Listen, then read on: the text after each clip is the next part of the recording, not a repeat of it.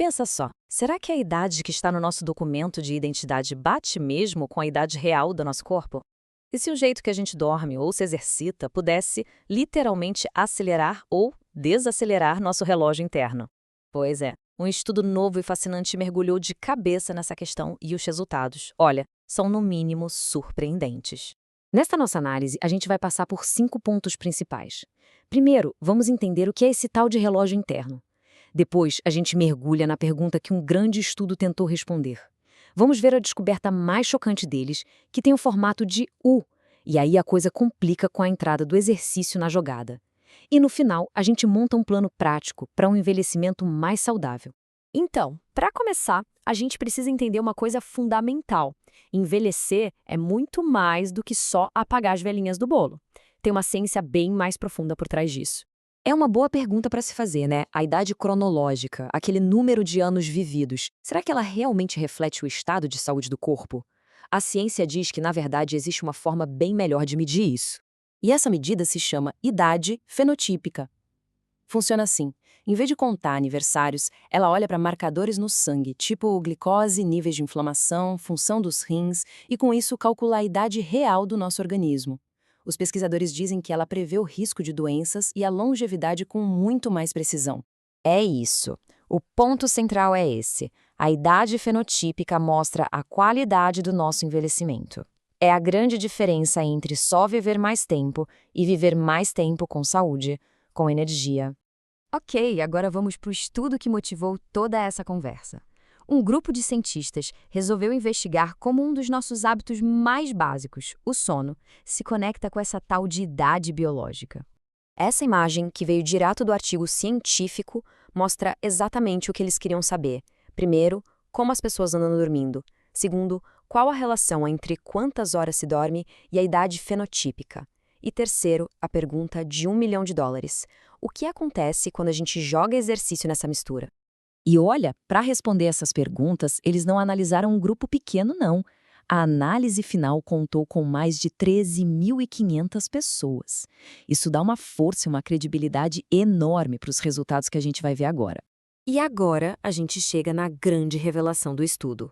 A relação entre sono e envelhecimento não é uma linha reta do tipo quanto mais melhor. Na verdade, o formato dela é bem específico e diz muita coisa.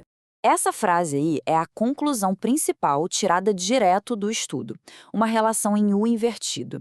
Tá, mas o que isso quer dizer na prática? Quer dizer que os dois extremos fazem mal. Agora, olha só para esse gráfico. É a prova visual do que estamos falando. A linha vermelha representa a idade fenotípica. Repara como ela está lá em cima nos dois cantos. Pouco sono na esquerda, muito sono na direita. E atinge o ponto mais baixo, ou seja, a idade biológica mais jovem, bem ali no meio. Resumindo a história, dormir menos de 6 horas por noite foi associado ao envelhecimento biológico mais rápido.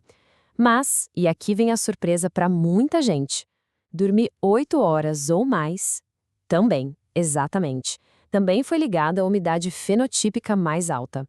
Então, qual é o número de ouro? De acordo com a análise de todos esses dados, o ponto de virada, aquele lugar perfeito associado à idade biológica mais jovem, ficou em torno de 7 horas de sono por noite. Mas a história não para por aí, não. Lembra que os pesquisadores adicionaram mais uma camada? O exercício? E é aqui que o enredo fica realmente complexo e fascinante. Todo mundo parte do princípio de que se exercitar é sempre bom, certo? Bem, esse estudo nos obriga a perguntar: será que essa regra vale para todo mundo e não importa como a pessoa dorme? A resposta pode a surpreender. O mais interessante nesse slide são essas linhas coloridas, porque cada uma conta uma história diferente. Cada cor é um nível de atividade física, e como dá para ver, o efeito do exercício não é o mesmo para quem dorme pouco e para quem dorme muito. E essa tabela aqui resume a descoberta de um jeito bem direto. Para quem dorme muito, mais de 8 horas, o exercício regular parece ser excelente, ajudando a baixar a idade biológica.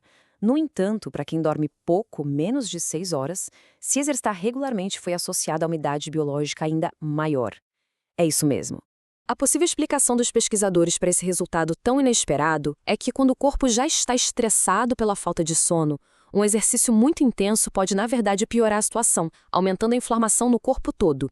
E isso, claro, acaba acelerando o envelhecimento. Ufa, vimos bastante ciência até aqui.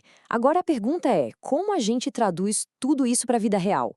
Vamos montar um guia prático com base nessas descobertas. Parece um plano bem simples em 3 passos. Primeiro, é preciso se conhecer. Qual o seu padrão de sono? É curto, normal ou longo? Segundo, se der, o ideal é tentar ajustar a rotina para chegar perto daquelas 7 horas. E terceiro, e talvez o ponto mais revolucionário disso tudo, é personalizar o exercício com base no sono. Então, vamos amarrar as pontas. A meta é mirar nas 7 horas de sono. Para quem dorme muito, o exercício é um tremendo aliado. Já para quem dorme pouco, a prioridade número 1 tem que ser o sono. Talvez até mais importante que um treino pesado. No fim do dia, o segredo é o equilíbrio, essa sinergia entre o descanso e o movimento. E tudo isso nos deixa com essa reflexão final. Esse estudo sugere que talvez a gente tenha focado demais na atividade, na correria, e não o suficiente naquilo que sustenta tudo, o descanso. Talvez a verdadeira fonte da juventude não esteja em fazer mais, e sim em descansar melhor.